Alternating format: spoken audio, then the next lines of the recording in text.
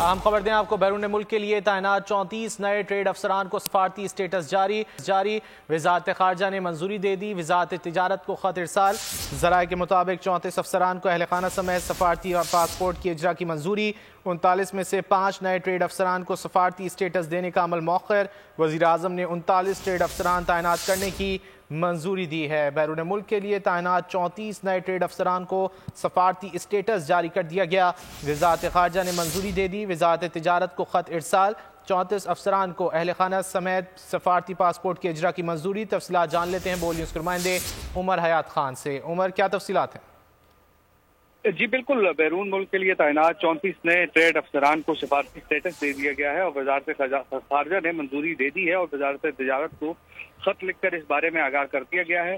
وزارت خارجہ کی 34 ٹریڈ افسران کو بمبئی اہل خانہ سفارتی پاسپورٹ جاری کرنے کی منظوری ہے اور وزارت خارجہ نے تعیناتیوں کی توثیق کے بعد نئے ٹریڈ افسران کو سفارتی اسٹیٹس دے دیا ہے اور ان کو 39 نئے ٹریڈ افسران میں سے 5 کو سفارتی اسٹیٹس دینے کا جو عمل ہے وہ مؤخر کیا گیا ہے۔ سڈنی، ہانگ کانگ، واشنگٹن میں تعینات گریڈ 20 کے 3 ٹریڈ افسران کو سفارتی اسٹیٹس میں وہ مل گیا ہے۔